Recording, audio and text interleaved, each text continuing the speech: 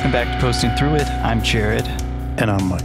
Our listener music this week is In the Shadows by Stellarator, which is like a lo-fi retro pop band out of Seattle. The band's currently on hiatus, but the tunes are really fun. And one of the people involved in that group sent me those tunes and said, hey, you can play this on the episode. So we'll put a link to that down in the description. You'll hear bits and pieces of their track In Shadows throughout the episode today. Bob's back. It's true. First time since the Knicks won. Yeah. Are you still on that high? Oh, you're wearing the jersey. What jersey is that? It looks like Julius Randle. No, it's a 00. I am wearing a bespoke Jordan Clarkson Knicks jersey because that's how I roll. I heard that's mandatory in Mom Donnie's New York now, that you have to wear the Knicks jersey. It is. It's Mom Donna stan. Yeah. You know how Mao used to have everyone dressed in those little gray, like Nehru jacket type things, and everyone dressed the same? It's the same here in the People's Republic of Brooklyn. You have to wear Knicks merch, some piece of Knicks merch, or else you get excommunicated. Yeah. How do you feel about the offseason? Are you concerned about LeBron James? We haven't actually had this conversation. I don't want to go too long, folks. Are you worried about this man's like end of life tour in Philadelphia? I think if you want to really get into it, I don't think Philly's got enough defense to last. But also, LeBron is a fraud. So no, I'm not worried. I'm a little worried about the Knicks' backup center minutes, but we'll get into that in the pod. Yeah.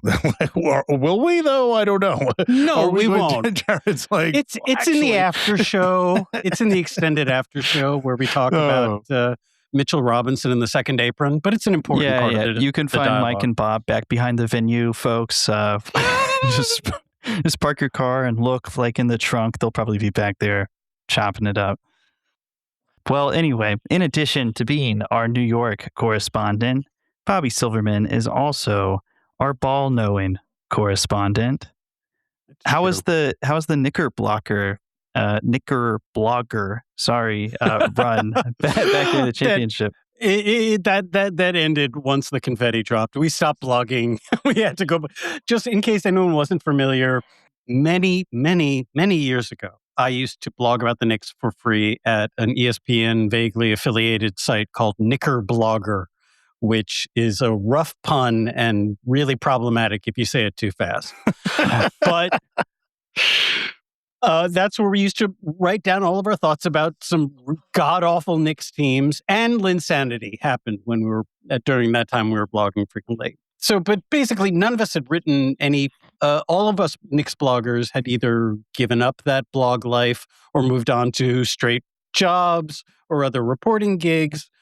So none of us had written a word for the site since, I'm going to say, 2014. But we got an email chain going, and we thought it would be fun to blog our way through the NBA Finals, just like we did in the old days, which meant writing blogs at 2 a.m. that were about 3,000 words long, and we just threw them up when they were done. And it was a lot of fun. It was great. I feel like I posted some good blog posts. I feel like my fellow Knickerbloggers, Kevin McElroy and Jim Cavan, also did some great work. But once OG Anunoby threw that ball skyward and the Knicks were champs for the first time in 53 years. And the first time in our lifetime. And the first time, well, I was around. But oh, really? Yeah. I didn't know. For the last one, I didn't know that. I was one, but I was... You're one. Okay. All right. Okay. No. Right on the edge. So anyway, once they won, we all stopped writing. So I have no idea what's going on with Knickerblogger. It has somehow this very small blog site has managed to survive pretty much just as a message board. But I am so grateful that it's got an active commenter community. They go absolutely they were hard doing in nuts, the comments. which was crazy for people. I mentioned this once on another pod. I don't want to like get sidetracked on this, but when I was living in India, I would read Bob. Like I would read the Knicks like updates and like what happened overnight. Like I would read Bob without knowing I was reading Bob. And then he also did some, in addition to his ball knowing and his, great investigative journalism that's appeared in like Wired, other places. he's written quite a lot about Tim Pool. So we are going to talk about, we're going to talk first about a non-story in the WNBA, both a non-story and a real story, I guess you would say, right? A kind of one of those, a very MAGA tale. And then we're going to talk about Tim Pool, who had a not very great day on a program we've talked about here before, which is Jubilee. I like that we're recording an episode specifically geared to my needs and the things that I care about. I appreciate that. This is a podcast really just for me. I'd encourage everyone out there to listen to it, but it's for me. This is one for Bob. If you wait to the sun and may get to the fading light, with the feeling of comfort like you do not have to fight. Well, I'm just going to start this one in the spring of 2022. Important context here. We have talked about this many times, Jared, I think, on this show, but it's just it's like one of those very important times that just keeps coming up. There was this huge surge in anti-LGBTQ activity from MAGA, just like crazy. This is when you saw the rise of libs of TikTok. And this was on the back of the various panics that had inflicted school boards over critical race theory and whatnot. And then they're like, and what are we doing next? We got to get the gay stuff out of schools. Yes. And they went super hard on that, and specifically in that lane, incredibly, incredibly aggressive on anti-trans stuff. Peak 2022 was Jack Posobiec going into Disney World to call them groomers. I don't know if anybody remembers that content, but also Patriot Front stormed an event in Idaho. A lot of drag time, story hour, blah, blah, blah. Proud Boys were involved. At the same time this is happening, this is where this story really comes from, is this intersection. The WNBA is becoming a much bigger thing, or certainly not, maybe not WNBA, but women's basketball is becoming more and more of a cultural phenomenon, which I think a lot of very smug male commentators around sports were kind of blindsided by. Yeah, I mean, just women's sports on the whole, too. The LPGA is getting more time on TV. The NWSL is picking up. It's just there's more attention today on professional women's sports than there ever has been. And that's been great. But the WNBA is maybe the clearest beneficiary of that in America, at least. Yeah, it's really interesting to the degree to which watching both the far right and, like ESPN type pundits, your Stevens A. Smith, your Pat McAfee, the way that they began addressing the WNBA and its growing popularity is, for pretty much the entirety of existence, it was dealt with with a lot of sneering contempt. There was a huge chunk in Bill Simmons's 2009 book, The Book of Basketball, which has a lot of good stuff in it and a lot of stuff that is horrific seen through the 2026 lens. It does not hold up in a lot of ways.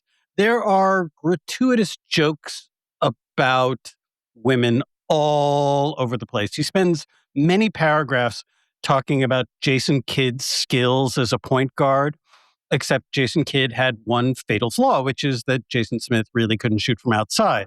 In fact, they called him Asen as his nickname because he had no J.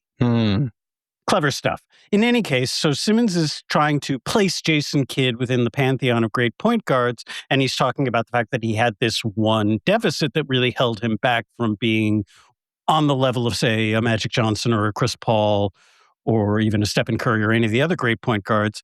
And he compared it to 1980s Michelle Pfeiffer, who checked off all the boxes for a huge lady movie star, excellent actor, beautiful, appeared in star-making films, but she doesn't have any boobies. So that's the fatal thing that is holding her back, like Jason Kidd not having a jump shot. Well, I think that's a pretty good idea of how women's sports are treated. Also, if you remember Don Imus and the scandal that he got himself in, it was for making derogatory remarks about black women playing basketball. So you may wonder, okay, women's sports has seen more attention than it ever has before. What about the WNBA has led it to get so much more attention? Proportionately, a lot of that had to do with around that time, 2022 to 2024, you had some star collegiate athletes, right? Women's collegiate ball gets on TV. It is more widely viewed than, say, women's collegiate soccer or, women's collegiate golf. I don't know. Pick a sport that's on TV. Particularly, you had people like Caitlin Clark, Go Hawks, Angel Reese, coming up. And the league was able, when the league drafted those star college players into their professional teams, a lot of the excitement around those college star players, which had already been building up fan bases of their own, ended up grafting onto the WNBA, which you can read 100 different things. It's widely credited as a reason why the WNBA has been able to grow as fast as it has. It's because the audience is huge. But there has been sort of a negative byproduct of that growth. WNBA players have reported receiving online harassment and threats at just absolutely insane levels. And a lot of it sort of stems from this inflammatory commentary that's coming out, particularly around Caitlin Clark, who's now playing for the Indiana Fever. Clark is a white woman, and her rival in college ball was Angel Reese, who is a black woman. Sort of it stems from that. So a lot of the commentary you see today about the WNBA is very not just politicized, right? Because women's sports, I would argue, is inherently political. It's making a statement to be like, no, we're just as good, we're just as compelling, we have just as great of stories, just as great of storylines, and our wins are just as good as the others. But then you have this commentary that wants to not only lean to the political aspect of that, but specifically racialize it and try to inject that into the mix. It's coming from people who don't give a shit about the WNBA, but do care a lot about race. Right. This is, they saw a race happening, is what they saw. Yeah. That's a good point. The people leading this commentary are not WNBA fans for the most part, is what I would suspect. And that's what a lot of the players and coaches say too. Ironically, Jared and Michael, one of the people who was stoking these fires is a former subject of our Who the Hell Is series. I'll give you one guess who it is. It's Dave Portnoy. It's Dave Portnoy. Who made as a Hawkeye myself, I was really swept up in Caitlin Clark. I was like, oh, this is awesome. This is really cool. But he made her into a MAGA thing, as far as I could tell. And there's, Clark hasn't said anything about politics, unless I'm missing anything. Correct. And in fact, actually liked Taylor Swift's posts endorsing Kamala Harris, which, seems pretty normie. also that. Yeah, Dave Portnoy walks around wearing Caitlin Clark merch during the height of her run in the women's NCAA tournament. There was this idea that Caitlin Clark, especially when she was playing Angel Reese, but basically when she's playing any game, is being unfairly victimized. This was the case in college, and it's absolutely been the case now that she's in the pros, is that she is a target because she's white.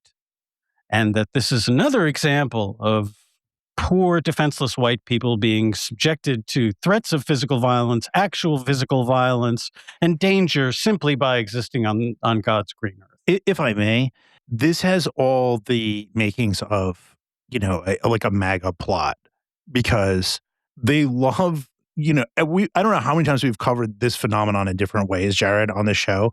They love to invade a space that is not really theirs. And just to put aside the WNBA for a second, I can explain why it's not really their space.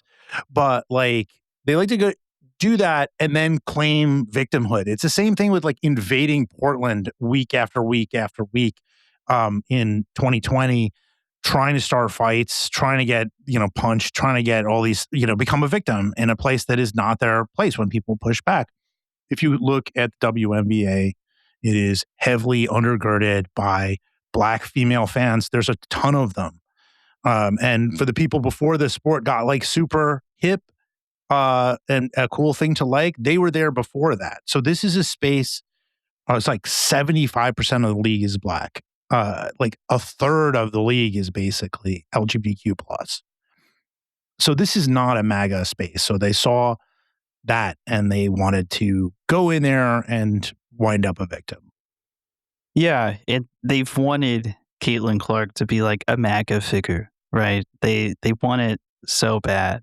You mentioned that earlier, but she is not really playing along. Like the way I see it, I think Caitlin Clark could do more to push back and discourage this stuff. But to her credit, she also has not played into it, right? Whenever there are reports of opposing players receiving threats or what have you, she will denounce it. She has explicitly denounced people that, try to push divisive rhetoric using her name. So, but this has been a very ugly side effect of the league's growth, which has been absolutely astronomical. But things really started to boil this summer for the WNBA. Like this has been going on to some degree for years. And like you said, has been going on since Caitlin Clark was playing in college too, right? But around like mid-late June, there was a game where the Indiana Fever, the team Clark plays for, went up against the Mercury. There was this play where a bunch of players got tangled up. Clark got a foul in that game that people weren't happy about for instigating or taunting behavior. Also on the play, Alyssa Thomas, a Mercury player, her fist made contact with Clark's throat. It wasn't initially called as a foul, but was retroactively upgraded to a flagrant foul that got Alyssa Thomas a 1-game suspension. I should add quickly that the hand to the throat is something that was easily screenshot at a precise moment and then shipped around, right, without the motion, right? It was like sort of like, look at that. Yeah, so the idea here is that, you are Caitlin Clark, this poor white woman is just trying to play basketball and all the Black players are targeting her and all the refs are in on it and the league doesn't care and they don't do anything. And this eventually boiled up into Republican politicians, 11 of them, sending a letter to the WNBA being like, this could violate the federal civil rights law. Just fucking ridiculous, dude. I've heard talk about working the refs. One thing, I just want to talk about the hard fouls on Caitlin Clark. I will absolutely concede that when Caitlin Clark came into the WNBA, she got hacked a bit. Like they decided to get physical with her. But that's not a race thing. That's a sports thing. Yeah, she's the star. She's the star player. She's the point scorer. So they're gonna get after it. Even beyond that, she was the most heralded, best known rookie in WNBA history. Before she collected her first professional paycheck, she was already the best known female basketball player in the United States, let's say.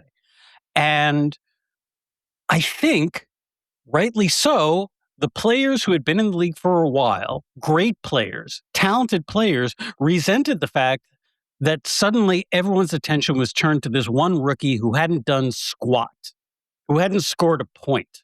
And so they were doing this thing that happens in sports, which is veterans put rookies in their place. If you get a heralded rookie coming into the National Basketball Association, for example, they're going to test that rookie to see how they respond to a couple of hard fouls from grown-ass adults, the kind that they would not be on the receiving end of when they were playing college ball, because they want to see, how do you react?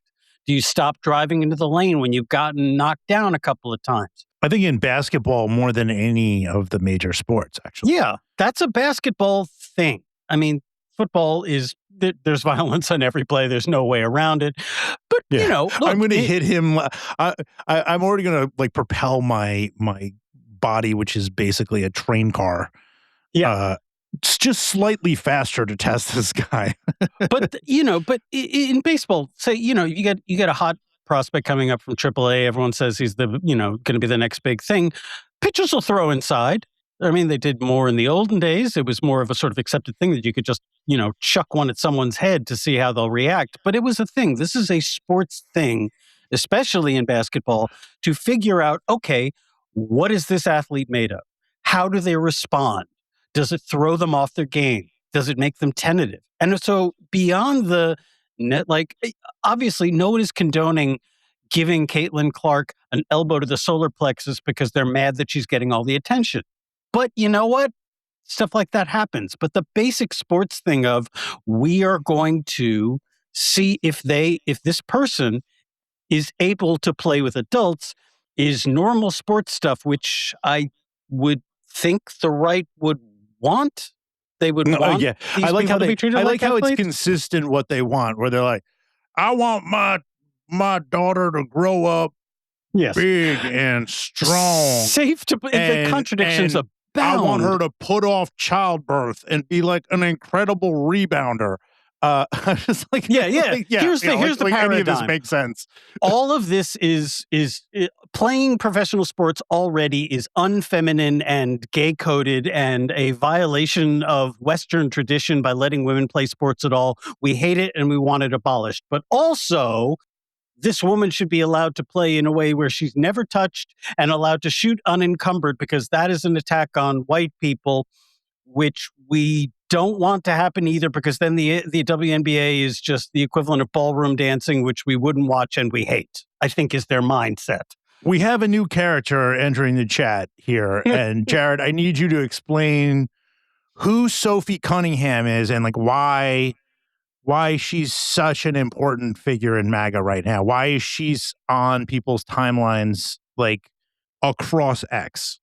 So Sophie Cunningham plays on the Indiana Fever with Caitlin Clark and has kind of taken the role on the court of being Clark's protector, her older sister protector. Has, kind of got into it with the refs on Clark's behalf, has gone out and validated this idea that Clark is being targeted on the court. She has posted some things online that people feel are MAGA coded. Some people have called her MAGA Barbie, sometimes as a compliment, sometimes pejoratively. Fox News just wished her a happy birthday, so gives you a sense of how much pickup she's getting. But I'm sure they wished a happy birthday to every WNBA player. Yeah.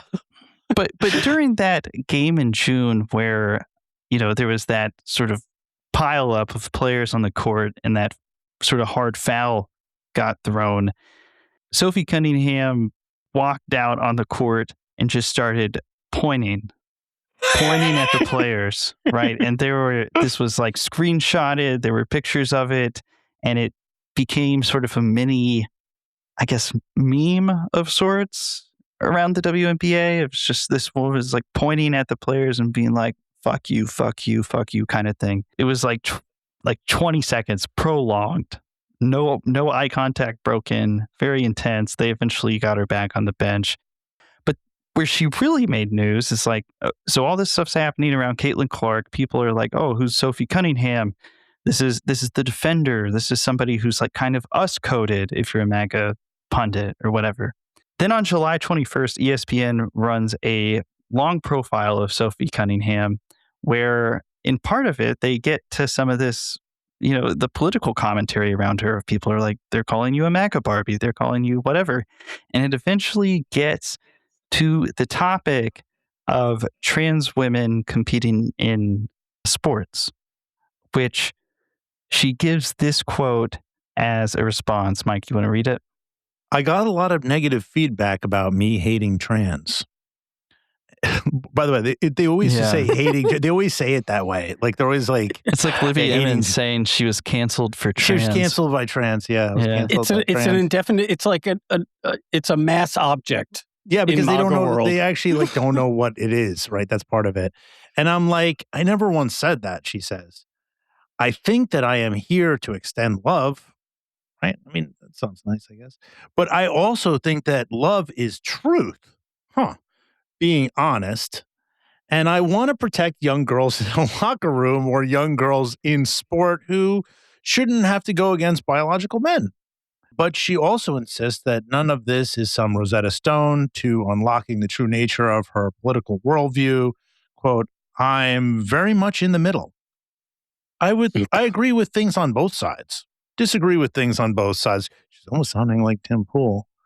Bob. We're not there I yet. disagree We're with not there things yet. on I'm not both there sides. yet. I'm not ready. And that's all I've ever said about my political beliefs. People love to assume. They just love to assume. When I said that. Anyway. People were not happy about this. As you mentioned, Mike, this is a league that has a lot of LGBTQ plus players and a lot of fans that are the same. And it also leans in like her rationale for the women in sports thing, right? It's the locker room. Oh my God. Like young girls aren't going to be safe in the locker room if trans athletes are in the mix, which is a callback to like bathroom predator bullshit that the anti-LGBT movement has been spreading for decades at this point. Basically, it's very libs of TikTok-esque as a talking point where it's like trans people are, not just how they would say like weird or whatever, but like a threat to your children because they want to sexually abuse your children sort of thing. So she might say she's in the middle, but this talking point comes straight off, libs of TikTok, Fox News.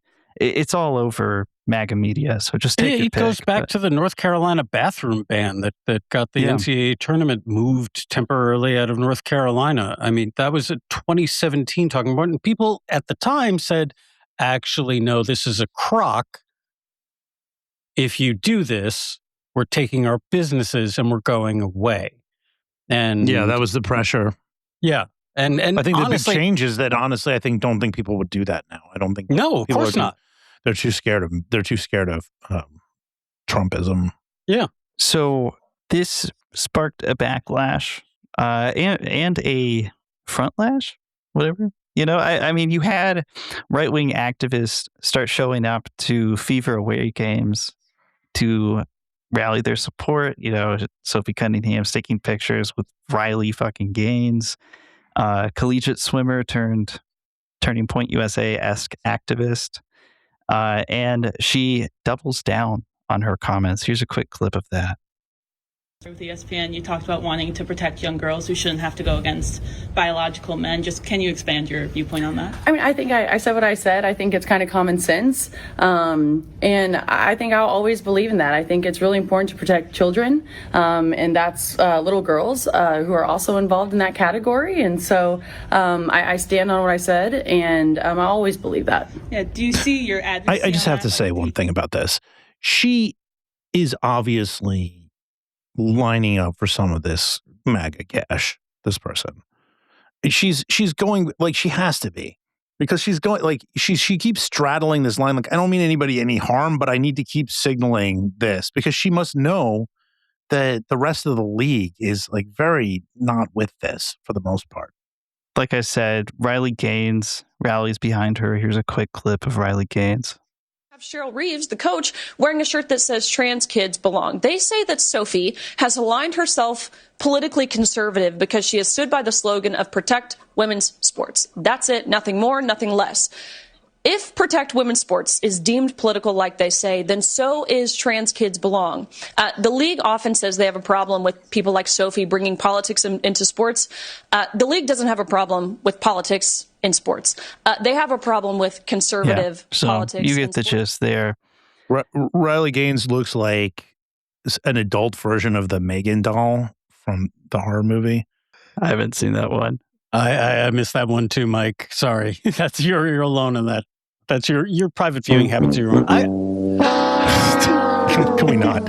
I just want to say one thing about the about what Riley Gaines said about something being political or not. Yeah, both of them are political.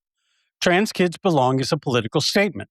It's a political statement that I agree with. I think it's a political statement that everyone in this podcast agrees with. And it's a political statement that a lot of people, Riley Gaines being first and foremost, and all of the anti-trans bigots don't believe it. That's fine. Protecting girls, that is also a political statement. It's not a political statement I agree with because it's a crock. Again, you are not protecting anyone. You are using these young girls as a cudgel to enforce your bigotry. So yeah, it's all political. Some of it is good and some of it is bad. And I think we should just continue. And I think you should say, yes, you're right. It's political. Your politics suck. And you should go away, should be the response to all these people. And it really should be the response of the WNBA, too. But they're a pro sports league. And pro sports leagues, no matter how many of their fans disagree with them, don't roll like that. Well, I think your expertise is going to be particularly needed here, Bob, for the next part. Okay. Because essentially that 2022 anti-LGBTQ panic that we mentioned comes roaring back here. They see an opportunity because they really haven't been able to do it, Jared. They haven't been able to do this type of stuff. The wokes are not in charge anymore. But they've been hanging in the sidelines for a bit. Yeah. So they're like, wait, maybe this area is woke. We can do a whole thing here. And that's when we start to hear some of these ideas. Now, we did a whole podcast on one of our premium episodes around Lady Ballers, the Daily Wire film, which is exactly what it sounds like, a bunch of men performing as women in a basketball tournament using the woke rules to their advantage. It is an extraordinarily difficult watch. They start to cook up this idea again. It's like the one joke, right? There's like the one trans joke. There's like the one idea that they have. It's like, ho, ho, ho. What if Michael Jordan had a wig and started to play basketball? Well, the plot of Lady Ballers came to life. Ennis, Cantor Freedom, and later Royce Wise announced that they would be submitting themselves to the 2027 WNBA draft and try to make a point out of this supposed loophole. Here's a clip of Cantor's announcement.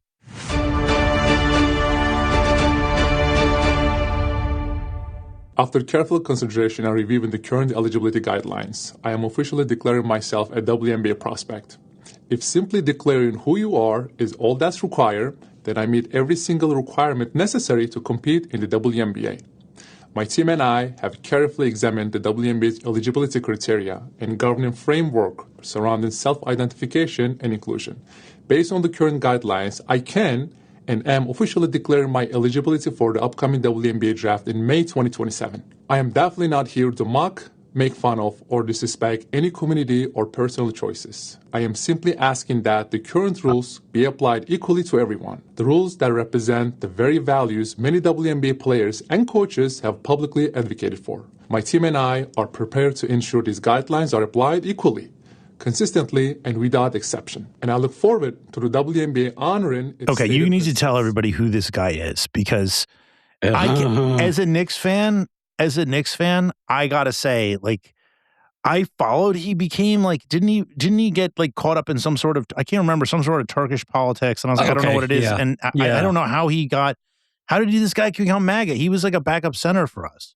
Yeah, he was a starting center. He was pretty good. He was a solid player for a couple of years. What years Yeah. what was this? I can't remember. That was 2017, 18, and 18, 19 Did he overlap seasons. with Porzingis years? He did. He and Okay. Porzingis were actually pretty good together. Ennis Cantor was acquired by the Knicks in a trade for Carmelo Anthony, of all people, at the end of Carmelo's run with the Knicks. Wow. And Ennis averaged 14 and 11 in his first year in New York and was he couldn't guard a traffic cone. But aside from that, he was a solid rebounder and a solid interior scorer. He was a highly touted. Okay, just to back up a little, Ennis Cantor, as he was known then, was a very, very, very heralded He was born in Turkey, and he was he got into college. Had a very brief college career, which was interrupted by injuries, but he was still considered good enough to be drafted 3rd overall by the Oklahoma City Thunder. He had a couple of good years with Oklahoma City. He bounced around for a while, eventually ended up with the Knicks, finished up his career with Portland, and I think he was on the Celtics for a little bit. He was on Boston for a little bit. Yeah. And there's a quote from Billy Donovan when he was coaching him in Oklahoma City when Cantor was getting worked on the defensive end, and a hot mic caught the Oklahoma City head coach as saying, "Can't play Cantor," while he was getting, roasted in the playoffs. In any case, that was his NBA career. But the thing that most people know about Enes Kanter is that from very early on, he spoke out forcefully against the Erdogan regime in Turkey. He was a staunch defender of human rights, and that put his life in very serious danger. Not Tim Pool, I need to have 24-hour security because someone fired a gun in West Virginia during hunting season type danger. I'm saying he was put in. The Knicks at one point were traveling to London for a game, and he and the Knicks decided that Cantor could not travel with them to London because they were worried that Erdogan's forces might try to grab him and detain him at the airport. So this where is he why would I be had thrown almost the in jail. impression that he was like a very principled person. He was. He really was. I interviewed Cantor twice for stories that I wrote about this for the Daily Beast back in 2018 and then again in 2019. So I've sat down with Enes. I've talked to Enes Kanter a couple of times. I like Enes Kanter, or I liked him when I interviewed him. And it wasn't just him. Enes Kanter's father lost his job because of the things that Enes Kanter said about the Erdogan regime. Enes Kanter's father was put in jail because of the things Enes Kanter said about the he compared Erdogan to Hitler. And that will get your father thrown in jail. His family was constantly living under surveillance. Their lives were at risk. He showed me his phone while we were being interviewed. And he was like, "I'll just show you some of my DMs." And it didn't take very long to start spotting what looked like no joke death threats. Not, "I'm going to kill you, MFer," or, "go fuck yourself," or something like that. Like legitimate threats from randos jumping into his Twitter DM. You know it when you see it. Yeah. You know the difference between someone who's being, a schmuck and deciding they want to scare you and someone. So how does he become like a MAGA, like anti-trans guy all of a sudden? Well, in 2020, the NBA was getting into, there was an issue that flared up about the NBA's partnership with China. The NBA is desperate to attract the Chinese audience. And so the NBA has always turned a blind eye to the human rights abuses in China. And it came to a head when one general manager posted something obscure that seemed to suggest about Taiwan.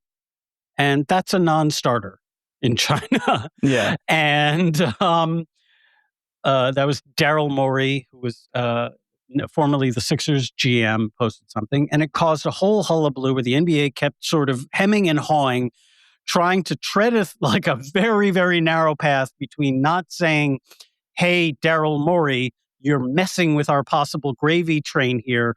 Shut the hell up about this." And also not saying, "We support human rights and we think China's abuses are as horrific as anyone else with a functional, cerebral cortex."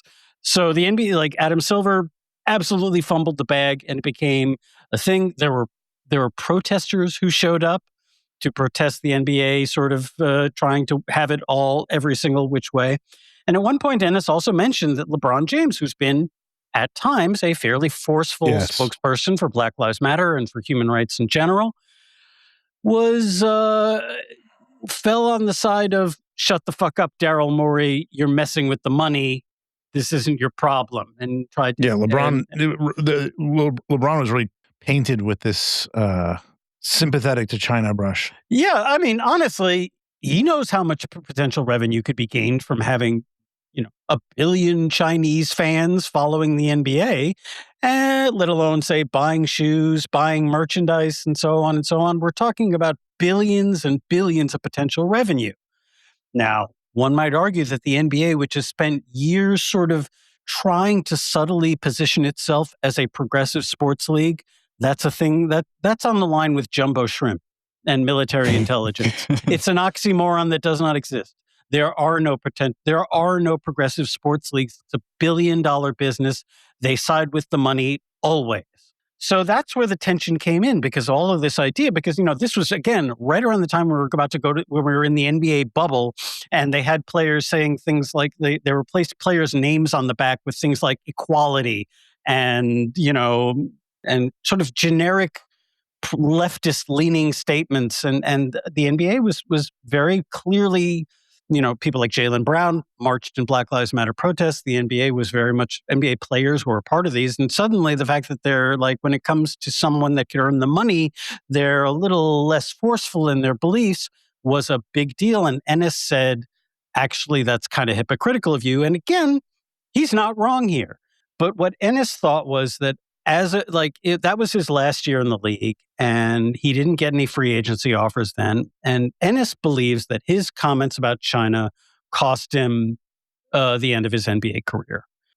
That thrust Ennis straight into the arms of people who agreed with him, which were people who wanted to make a culture war. Oh my people God! Who were fighting By the in way, the NBA I just want to culture say wars. to the listeners at home, I actually didn't know where this story was going to go.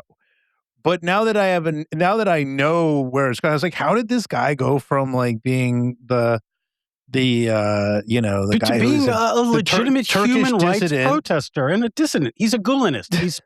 He has spent time at Fethullah Gulen's secret retreat, convalescing with him to discuss their ideas. I know how he wound up a MAGA guy, and now think about how this movement makes embarrassing idiots out of everyone, not just them, but the whole world. It just brings us all down. If you think about a guy who's like, a decent player, not a great player, but he was a decent player, but he had this interesting backstory and he became a dissident, and then he wind up in this place because of a few breaks in life in which you are now going to join the WNBA in order to get some content shared by Tim. Yeah. So now suddenly in 2020, the MAGA right is absolutely saying, yeah, man, Ennis is being blackballed. I thought the NBA believed in human rights. I thought they believed in free speech. And here's a man expressing himself, and he's getting blackballed by the NBA for it. So he starts, there are photos of him with all manner of far-right politicians, I think. And I could be wrong, but there's a photo of Enes Kanter with Paul Gosar at one point in 2021. Yikes.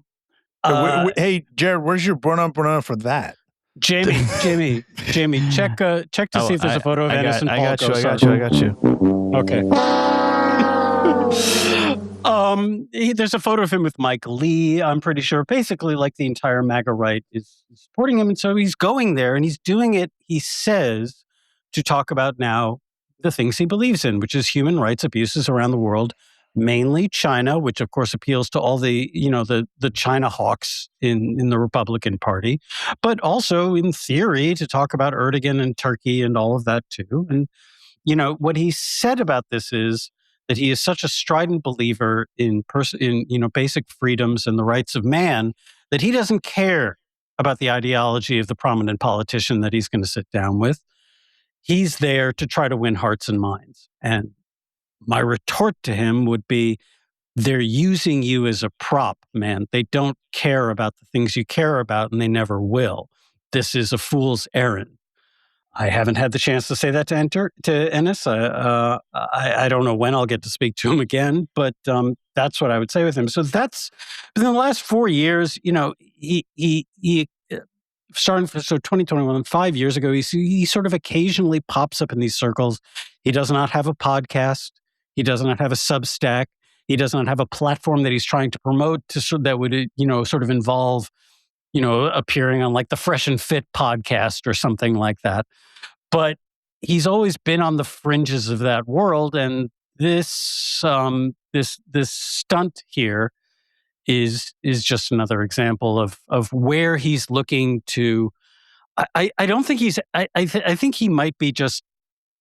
Look, to put a really fine point on it, he's not an incredibly bright guy. Yeah, I'm getting that.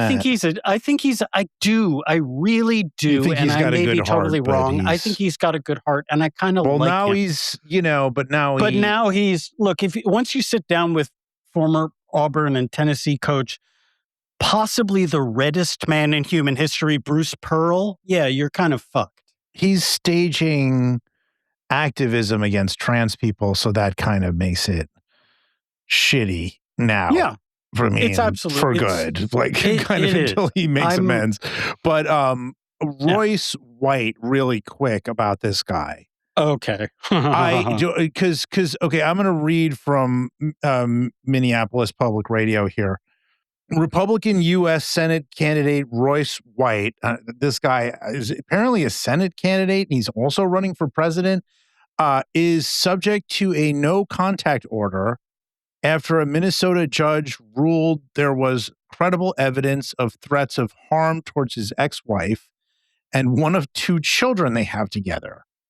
In court filings, White is accused of making numerous threats and being both physically and verbally abusive towards his former partner and their teenage son.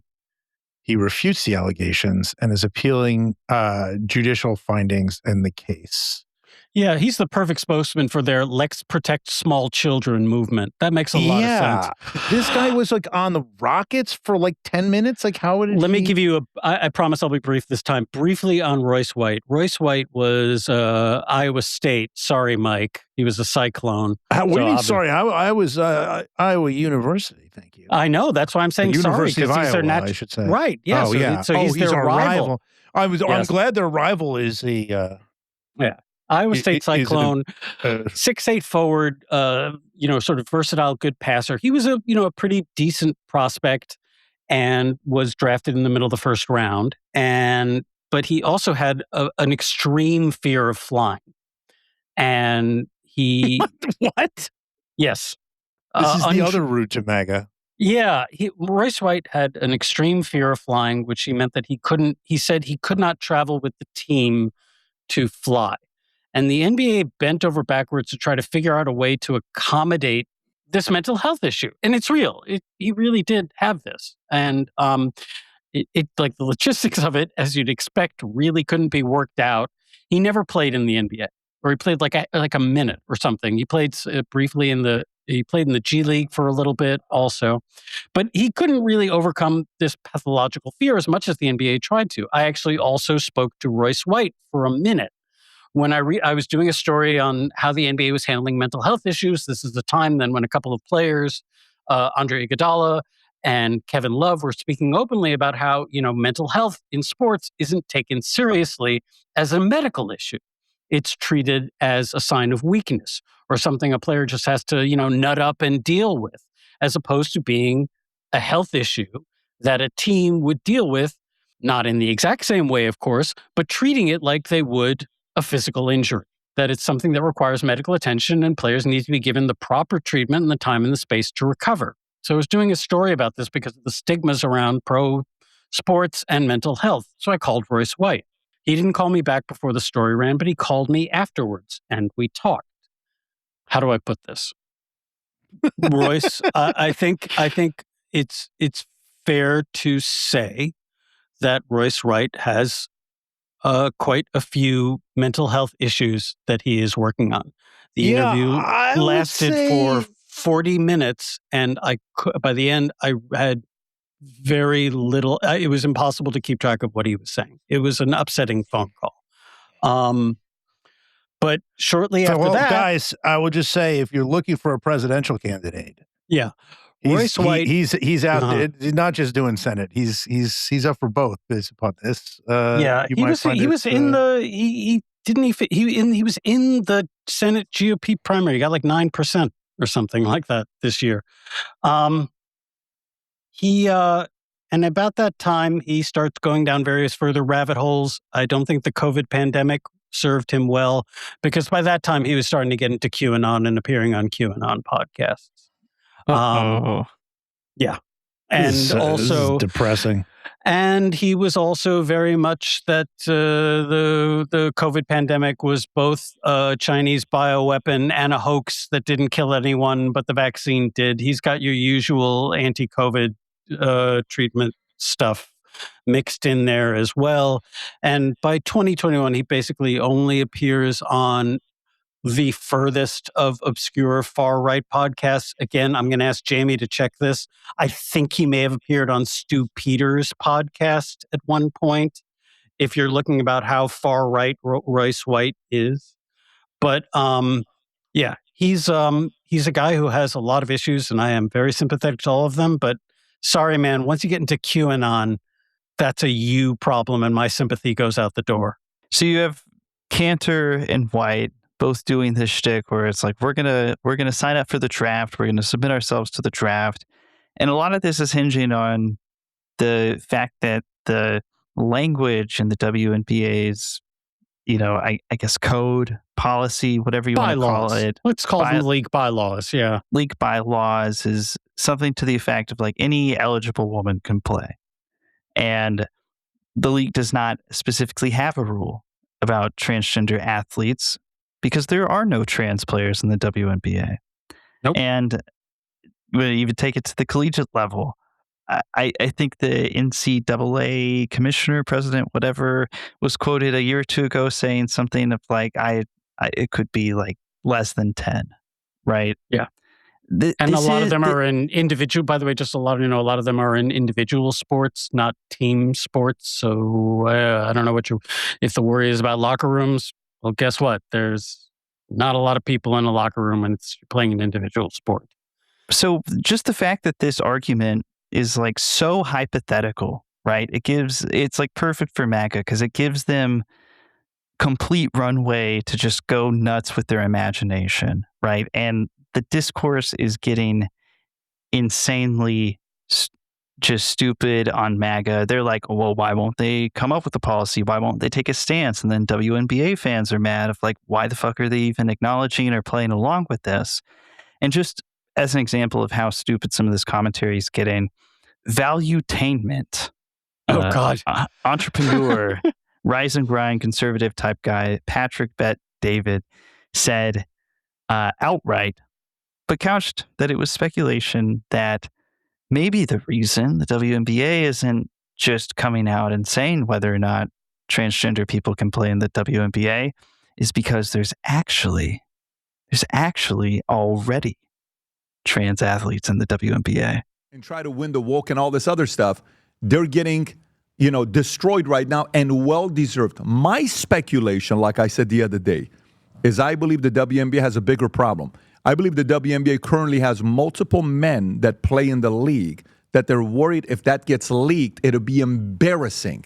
Wow. It'll be embarrassing. Speculation. This is not for a fact. Speculation that either currently or in the past they had it. They don't want to bring it up. And they're worried if that does take place, how bad it'll be for them. Adam. It sounds like us on our premium episodes, Mike. Yeah. They're transvestigating, folks. The transvestigations will now begin. He's Persian, David, and he kind of like leans on that accent to sound serious, like, you know what I mean? He sort of like says the most insane thing, but then he'll like snap out his words in a particular way, and you're like, oh yes, definitely. There are several adult men just running around in the WNBA right now. And we've been mentioning Tim Pool, so let's hear what he had to say. WNBA sends memo to teams addressing discussion of trans athletes. WNBA Commissioner Kathy Engelbert sent a memo to teams on Friday addressing ongoing discussions. I know many of you have received questions in recent weeks regarding trans athlete participation in women's basketball. I expect this topic will continue. I wanted to reach out to share how we are approaching these conversations. The league will always approach the topic thoughtfully, respectfully, and in alignment with longstanding values. Oh, shut up. I hate these people so much. I just can't do this. Stop. We know what women are. Just stop. We recognize this as a complex and nuanced topic. No, it isn't. And we will continue to have important discussions with all of you in the Players Association in the weeks and months ahead. There are no trans players in or entering the WNBA, and the CBA states that only players who are women are eligible to play in the NBA, but they don't know what a woman is. Trans athletes have been a topic. This is it. This is where the fever dream breaks, right? Like, they have to come out and be like, Ennis and Royce are men. Goodbye. But the problem is WNBA is headquartered in New York City, and New York law requires they allow these dudes in. This is the most important thing, my friends. I've had enough. Yeah, can I make one thing? It's that headline, like that particular part of the story, which was trumpeted across all of right-wing media, was that the WNBA is meeting to decide what a woman is, which mirrors up exactly perfectly with all of these goddamn chud Congress people, critters, who go up and ask at Senate hearings, what is a woman? What is a woman? What is a woman? That like a bunch of goddamn babbling seals. And it's a meeting with like the mayor of DC about the city's like budget. Right. And we all got to hear Tim Pool read the memo from the WNBA commissioner, which was total, like the usual pablum you get from a sports commissioner or any person in a position of real authority saying, this is an important issue. We're going to discuss it. We know you all care, while saying absolutely nothing. At no point did they say that the WNBA was going to meet and decide what a woman is. They never said that. But that was the headline used by Poole. That was the headline used by every right-wing outlet out there. WNBA meets to decide what a woman is. And again, going back to that point, the facts are utterly meaningless. They get to decide and make up whatever they want to be mad at. And so in this case, they're going to be mad at bland corporate speak and decide it means that they're meeting to discuss gender, which they are not. It's a crock. Well, just another question I have here, Bob, since you are the Tim Pool expert. Oh, God. Is this a new vocal pitch he's trying out? Like, why is it all of a sudden he's reading it and then all of a sudden he makes a sound like a cat just like clawed his testicles? Like he's just like all of a sudden his voice goes up like 2 octaves all of a sudden, and he's like, I made it up, and I get it. This is new Pool. I feel like this is a new he's weepy Pool. Over the last couple of years, he's fallen into these very strange vocal patterns. The first one is when he tries to use his serious right-wing commentator voice, which is an odd combination of peak Rush Limbaugh and also a little Paul Harvey thrown in, for those of you old enough to remember Paul Harvey. So he goes like, today, folks, the WNBA met to discuss. And he's sort of hitting all these words in this weird way. And then, Kill me, dude. And then he sort of lilts into, I think he thinks it's a Chicago accent because he grew up in Chicago, where he'll suddenly start talking like this, okay? And the WNBA is meeting to talk about what it means to be a woman. It's so good because he's just so inauthentic. And I'm just like, why are you? The Chicago voice of his is downright bizarre. And then, of course, when he gets mad, he starts sort of screaming about things and yelling, and his voice goes up an octave. But the vocal patterns of Tim Pool are a subject with which I am well familiar. Kill me now. Yeah, we had you on for the Who the Hell is Tim Pool episode, which feels like ancient history on this podcast by now. But we'll get into it, because the Pool that I reported on in 2021 does not exist anymore, and this iteration of Tim Pool is, he's spouting white nationalist ideas pretty much 24/7 at this point. Well, you would say that. But he was the feature guest of a Jubilee surrounded video, which we covered. We've talked about this on the show before, but it's these YouTube videos where there's like one person with a certain viewpoint and then 20 people there to debate them on camera. These go on for hours. Some of them are interesting, most of them are not, but it's like Jubilee is a YouTube channel that's like, we're just showing the conversation. This is just the culture. It's all about free thought, free inquiry. And his episode, which came out like we were like, all right, WNBA episode, cool. And then this episode dropped, and we're like, okay, cool. I guess we're talking about Tim Pool now, as also on this episode. Jubilee it's a blood sport for morons. Is that a fair way to describe it? But they build him as one moderate versus, which is insane, fucking insane way to describe Tim Pool, a moderate. Are you? Have the people there watched 30 seconds of this guy talk? I would bet every single penny in my bank account that Tim Pool insisted as a condition of appearing on Jubilee as being described as a moderate. Again, we're getting into some Tim Pool lore here, but for many years, Tim Pool has described himself as a fence sitter or a milquetoast fence sitter even, or sometimes he calls himself a libertarian. Sometimes he calls himself, he was calling himself a classical liberal, I guess, in the Dave Rubin sense for a while. They fucking love that one, by the way. No, there's not a one of them who understands what it means. They just know that they can say classical liberal, be a right-wing chud, and like sort of have some brush of the word liberal on them. Yeah, and classical. It adds an air of dignity to the whole thing. I mean, he also, I think he called himself at one point dissident left, or, he's part of the cohort of people who felt abandoned by the Democratic Party. But no, he's not a conservative. I believe that sometimes he gets called post-left. Yes, something he's like that. He's part of the post-left. Yeah. So in any case, that was the huge part of Pool's appeal, or at least what he was trying to sell people for, I would say, the first 6 years of his YouTube channel, is that Tim Pool is neither a creature of the right or the left. He's just interested in the truth and getting to the bottom of these great debates and engaging with them. And sometimes he'll believe things that are left of center, and sometimes he'll believe things that are right of center. But he just really cares so much about the act of inquiry itself that fixing a label to him is besides the point. And he has clung to that identity so hard, no matter how many times he openly advocates for the great replacement theory. Yeah. Not good. And it's funny because he takes on that tact, right? But then also, like, every video he made in his early YouTube career is like, I'm very Sophie Cunningham-esque, right? So there's some things on the right I like, there's some things on the left I like. But the punchline to every video is going to be that journalists are evil and you don't hate them enough, and I wish they would all die.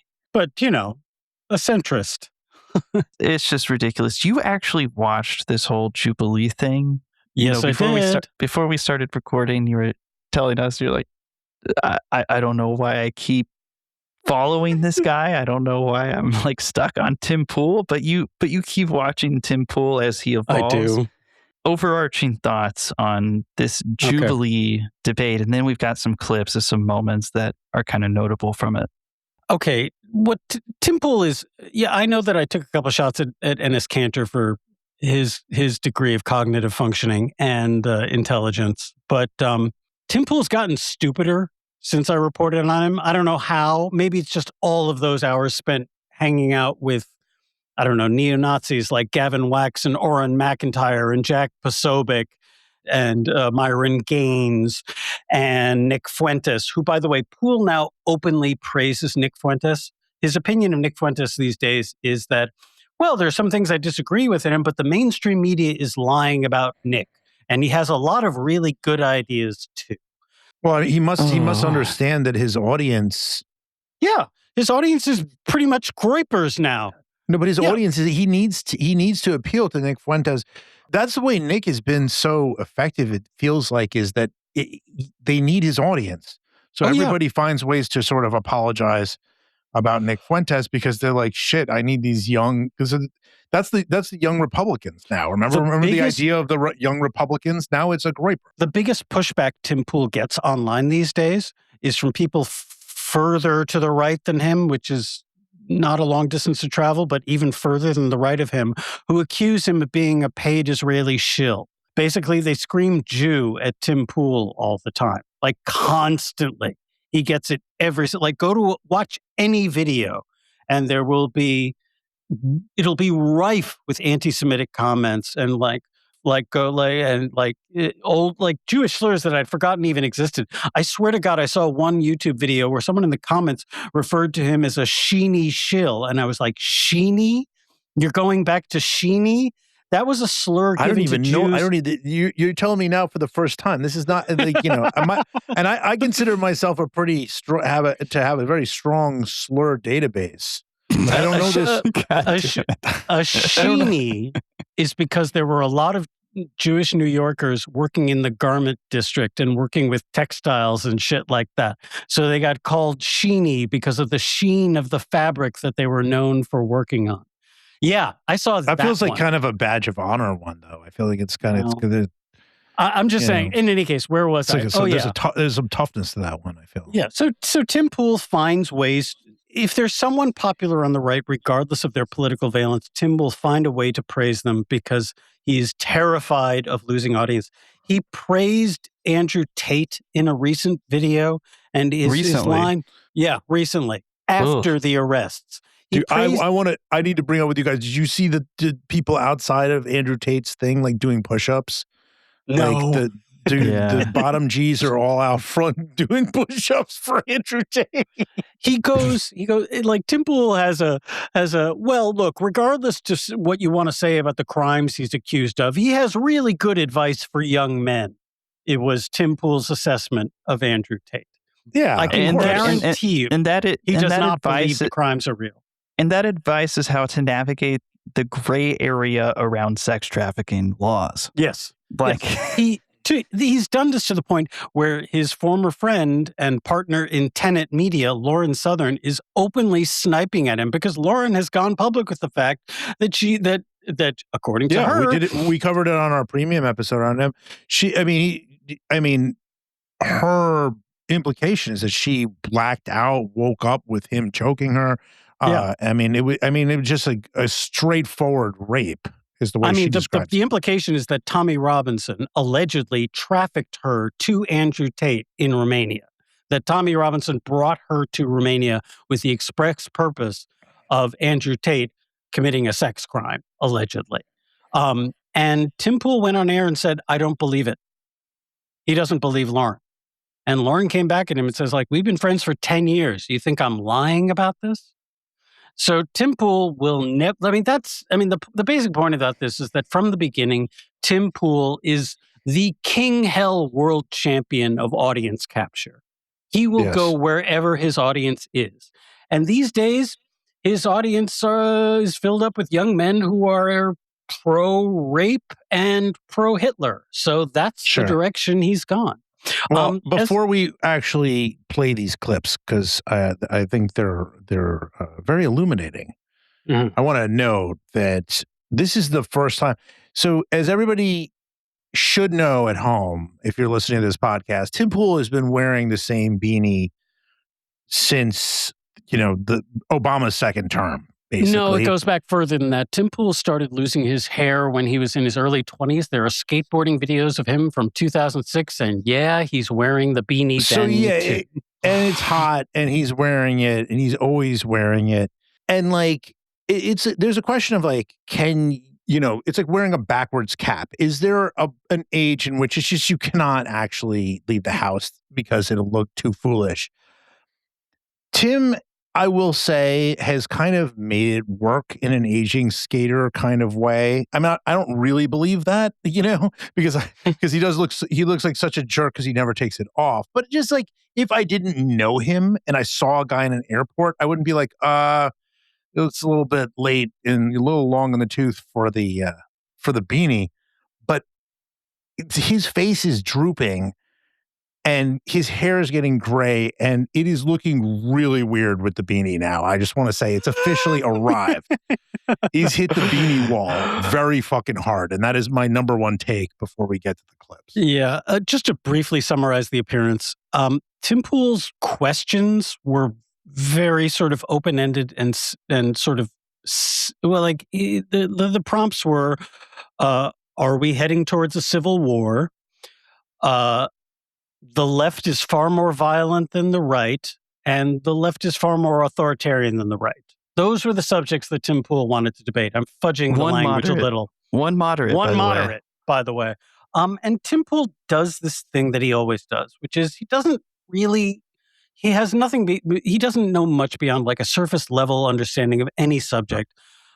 And so when he gets caught discussing something that he doesn't really understand, he will digress and he will go on these extended tangents. It will go on and on and on. He will resort to hypotheticals constantly. He will make up a guy to get mad about. He will talk about like, well, what if Donald, like if you're discussing like, well, someone asked him at one point, well, who do you think is more likely to start this civil war that you've been predicting for the last 7 years? And he's like, well, what if Donald Trump tries to run for a third term? And what if he runs for a third term and he wins? You don't think the left is going to get violent about that? And you're like, yeah, Tim, that's a real possibility. But the right already tried a coup. Right. And it more or less worked. So I think when it comes to which a party has an affinity for civil wars, violence, and authoritarianism, I think we got a fairly obvious candidate staring us in the face. But he refuses to answer direct questions, and very shortly and very quickly gets very mad at one point. And I really enjoy this clip. He gets so tied up in what he's trying to avoid saying that he actually makes a fairly compelling argument that the Republican Party has a very significant white nationalist base, and Donald Trump is serving that group's interest. Is this the clip about debating violence that we have? Yeah, that's that one. That's not going to work. It's not an argument. Because the people around us are not low IQ, like your average viewer. It's important to recognize. Make an argument. So I'm about to. You don't have one? Is that it? If you want to be insults, we can go for insults. And I'm about to. We can rap. I'm about to. You want to rap? Stop delaying my time. So it's important to recognize that simply I condemn is not sufficient when the Republican Party has created a permission structure for individuals to go out and do violence. Like what? Against, I'm about to tell you, with impunity. Immigration and Customs Enforcement is a good example. Law enforcement. The Trump administration, they Through an violated electoral process. They lost in the courts 10,000 times, right? That's not true. It is true. 10,000 times. Yeah, they lost 10,000 times. I'm sure it would be like 10,000. They murdered numerous American citizens. And guess what happened to the individuals that carried out those killings? What happened to them? What happened to them? Have they been prosecuted? Any investigations? Do you know? I believe they have not. Why? It's almost as if when you commit violence, you're wrong. You're going to be protected. That's what's going on. That's why Kristi Noem went out and said that Alex Preddy was a domestic terrorist. That's why Stephen Miller said the same thing. And everybody in the entire Republican Party apparatus is echoing those talking points. Because whenever there's violence, they don't condemn it. They condone it, they congratulate it, and they pardon it. Law enforcement, duly elected by a population that voted in plurality for ICE to go out and engage in these kill behaviors. American citizens? Which sometimes, yes, absolutely. And they voted for ICE to kill American citizens, really? Yes. Oh. Do you? The average Republican, I don't think they're that. He's not supposed to say that. No. I mean, the other thing that Tim Pool sort of conveniently forgot is back in the winter when the siege of Minneapolis was happening, and there were not just the Preddy killing, but there were all these acts of random violence by ICE, and ICE was terrorizing communities, and people were, and Tim was constantly defending ICE. And people started, on Twitter, calling him a bootlicker. And the famous thing that he said then was, "You're right. I voted for this. I'm not licking the boot. I am the boot." That's right. I remember that. Yes. You know that really rang as being profoundly insecure. Like, it's like he knows now he has to really inhabit the role of fascist publicly, but he comes out with this, "I am the boot," like this little whimpering little thing that he posted. I do remember that. But it's really fascinating. It's like he ends up putting himself in this position, which he did by, I assume, telling the Jubilee folks like, no, I'm the moderate. He knows he needs, what he's going into this audience of left of center people, and in some cases actual socialists in that Jubilee. He knows he has to appear as if he then is what he said he is. He has to appear as a moderate. So he spends a chunk of the debate being like, "Oh yeah, when Trump did that, like Trump profiting from the presidency, I abhor it. I condemn it. That's awful." And he forgets the actual things he says on the show, which is, "I like ICE violence. I voted for it. They are doing it at my behest, and I want more of it. I want to ethnically cleanse the United States."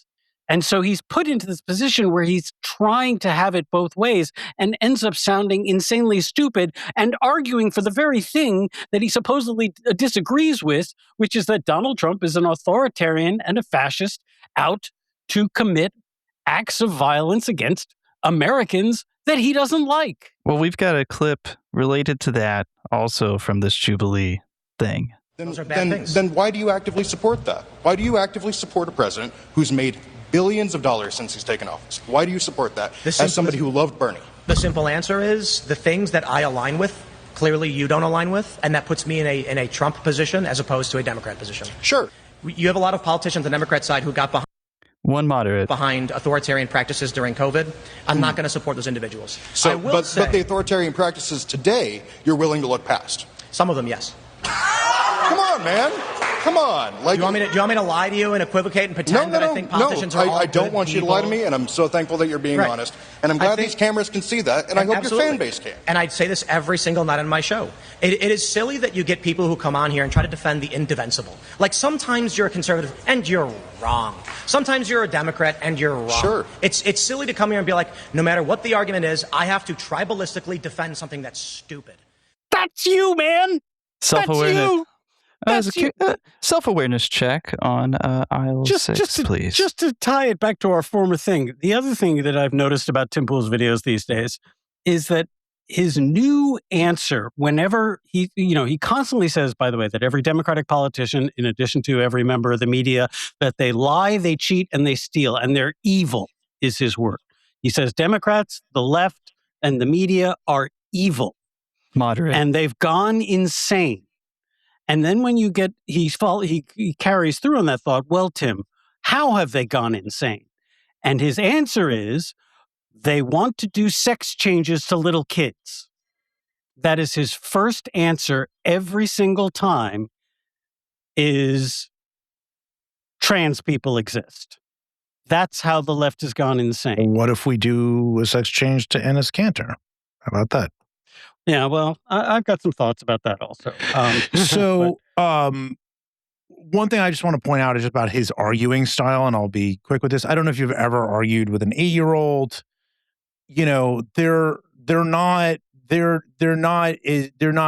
as bright as adults. You know, how was your weekend, Mike? Right, but like, they're overwhelmed when you corner an 8-year-old about something. They're overwhelmed because they know it's a mismatch. They know they're 8. They know you're an adult. And that's the way this guy argues. And it's like you're like, to Tim, it's like, hey, you put the crumbs all over the couch. These are there are crumbs all over the couch. And he's like, but I didn't do that. That's not my, no, those are not my crumbs. Like, it's the way he argues is that then all of a sudden he's like, yeah, I did it. On purpose. On purpose, I did it. Like, he's so insecure. He doesn't hold on to any one thing. You don't hear him say, okay, I've taken in what you're saying. I'm going to tell you what I think here. We did a couple of those clips from when Mehdi Hassan did it. Regardless of what you think about Mehdi, good or bad, or otherwise, he would take a point about Trump being an authoritarian and be like, here's my point. This is what I think I want to argue. There's none of this from Tim Pool. It's just him being accused of things and him going like, well, I don't know if I didn't do that. Maybe. I mean, Mehdi's whole argument strategy is to stake out his position and then run it all the way to the end, right? Because most people, like Tim Pool, if you like really push on them and you're like, but what do you mean by that? But what exactly are you trying to argue here? Okay, well, that point's not correct. If that's not correct, like, what's the rest of the argument sound like? And most people just absolutely fucking collapse when they do it, which is why Mehdi Hassan can do a little bit of debate prep and come in and just mop the floor with people. And Tim Pool is the opposite of that. There's a really interesting, one of the last questions, the last prompts for this, which I believe they were all Tim Pool's, was the Constitution doesn't exist. What? And yeah. But at this point, watching this, it does exist and it doesn't exist until you're in the National Archives looking at it. 8-year-old mindset. Again. It's the quantum flux Constitution where it both exists and doesn't exist at all. Anyway, so that was the prompt. So all the people kind of kept saying like, but what do you mean by it doesn't exist? It doesn't exist in the same form as it did 200 years ago. It doesn't, like, the paper exists and the laws exist, but they're not being followed. What do you mean by the Constitution doesn't exist? And he sort of kept falling into these and he didn't have an answer. Like, there's a way to argue. You could absolutely argue that this current administration is running ransack on, like, the first Third, Fourth, and Fifth Amendments, and you can make concrete points to back that up and say that's so. Therefore, the Constitution, and they're trying to get rid of the 14th. So you can make very clear arguments, and according to Tim Pool, they get rid of the 19th as well. You could make those arguments, but he didn't. He just sort of fell on, well, Republicans think that Democrats are behaving in a way that's unconstitutional, and Democrats think that Republicans are, so therefore the Constitution doesn't exist. He didn't know. He's not he's not a very sophisticated thinker, and so, like you said, Jared, you just try to peel away the layers here, and you discover that there's just nothing at the center of this onion besides another beanie. I think. Yeah. Well, the last clip I think I'll play before we get out of here and close up. This is one for the year. This is like an all-time clip right here. Yeah, this is somebody's calling out Tim Pool for being a grifter, basically, and he sort of walks out, doesn't walk out. I'll let you explain it after we play it. It's a couple minutes long. U.S. academics describe the period that we're in as civil strife, meaning there's a criteria of death that has occurred for political reasons over the past year or years, for which the next phase would be civil war. However, we'll make my point, tracking towards it, I've not said that it will happen. Although there have been many people who have said that we are in a cold civil war or some kind of cultural civil war, I always caveat because I don't actually have a strong prediction.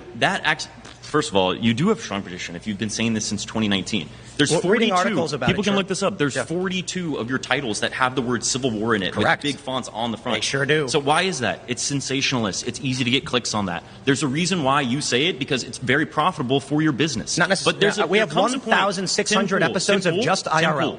There comes a point where people stop taking your predictions seriously. Are you going to make an argument, or are you mad at me? I'm not mad at you. Okay, then let's make an argument about whether or not we are tracking. No. If you're making an argument, you don't like my thumbnails, or you say my name over and over again. I'm saying that you say bullshit in order to get money. But what I really think is the predictions. Let me ask you a question you can't answer. I will agree with you that there's increased polarization. I would attribute a lot of that to people being specifically online. Let me ask. There's a lot less interaction with people that are in different camps. Let me ask you a question. But you're going to sit here and tell me that we're way more polarized than Alexander Hamilton and Aaron Burr, who shot each other with their disagreements. You're going to tell me that Andrew Jackson, who's the sitting president, do you want to have a conversation, or are you just going to be angry? Polarization? Why was Aaron Danielson shot in the chest twice? Sorry? Why was Aaron Danielson shot in the chest twice? I'm not disagreeing that political violence is taking place in question. You say Alexander Hamilton and Aaron Burr, but then when I ask you a question about an assassination, you defer. You can say that there's a civil war every fucking year and it doesn't happen. And I never said it just hasn't happened yet. Let me ask you a question. Or if it does happen, you say, see, I've had it all Let me ask you a question. You're the same thing as the Christian rapture people who say that the rapture's coming every fucking year, and when it doesn't happen, do you want a soapbox? Do you want me to get you a soapbox? It's really I can leave. easy. You want me to It's really go? easy to do what you do. It's really easy to do what you do. You literally just say, Civil War is happening next year. Civil War is happening next year. It's coming. Make sure you subscribe to Timcast. Continue to watch my videos, please. Follow us on YouTube. Follow us on Instagram. It's easy to do what you do, bro. So he stands up, walks off. You said, Bob, he pretty much immediately turns back around and comes back in. Yeah, it's cuck. I think he was going for the clip, but honestly, good on this guy who was arguing against him for not letting Tim Pool interrupt him and for just fucking going straight for it, right? Also, the Civil War thing is something that we've talked about a lot as it relates to Tim Pool, and a big part of his grift, and he did it a lot in the run up to January 6th. Yeah. Let's talk about Civil War. It was the lead to the story I wrote. I mean, the thing is, Tim Pool was constantly talking about how Civil War is coming, Civil War is coming, Civil War is coming. And in the days before January 6th, when reports started to come out about the amount of violent online chatter that was appearing, there was an NBC story that was written by Ben Collins about it, saying, if you look at places like, the Donald and other right-wing and other hardcore MAGA forums, they are all openly and explicitly talking about carrying out violence on January 6th. Poole made a video about it. And his determination, when there were real, actual threats of political violence resulting in a possible coup coming to the fore, his was, that's not going to happen. These reporters are lying to you, is what he said. Yeah. He said the fake news media is lying to you. The great irony of Tim Civil War Pool's career is that when he was confronted with possibly one of the biggest acts of sectarian political violence in America since at least the civil rights movement, he decided to downplay it and tell the audience that the people in the newspaper were lying to them and they had nothing to worry about and nothing wrong was going to happen. In fact, he encouraged more people to attend January 6th because the more people there were, according to Poole, the less chance there would be that something violent would break out. It wouldn't seem like something you'd be worried about if you thought reporters and researchers were lying through their teeth about it even being a possibility. Yeah, it's really weird the way that Tim Poole defaults to expertise when he wants to. The other thing I want to mention is what the guy who was talking with him said about money. And he says the Tim Poole cries civil war because it's profitable for his business. And at least according to Tim Poole, he's making a great deal of money now doing that. I mean, there's no reason for him to change a single thing. On a recent live stream, Tim Poole said that his website, timcast.com, has 350,000 subscribers. Tim Poole's website, timcast.com, does not, as far as I can tell, I don't think it offers a free sign-up version, although I haven't checked recently. The minimum subscriber level to subscribe to his website is $10 a month. Posting through it's a bargain, folks. If you haven't signed up, go check that out. Yeah, $10 a month is a bit much, Tim. And the basic, by the way, the access you get for that $10 a month is you get his paywalled Rumble and YouTube videos where he and his friends stay past the usual talk show hours and say slurs. That's what people are paying for there. But let's assume you that know Tim what you're is, getting. let's assume that Tim is telling the truth about 350,000 subscribers. Maybe let's say even that like half of them are free and they're not paying full freight. Although I do have a source that told me at least a couple of years ago that he was about at 60 or 70,000 paid subscribers. If Tim Poole is right and he's getting, I don't know, 200,000 $10 a month subscribers, that's $2 million a month. And that's $20 million a year just for the subscribers to his website. That's not ad reads. That's not super chats. That's not YouTube ad dollars. That's not podcast money. That's just website subscriptions. That's if he's, that's if. Yeah, I mean, I believe the 20 to 70,000 figure, by the way. This source is someone who is in a position to know. I would guess that he is, in fact, and this is something he also said on air, which is that in revenue, he says he makes in the low 8 figures.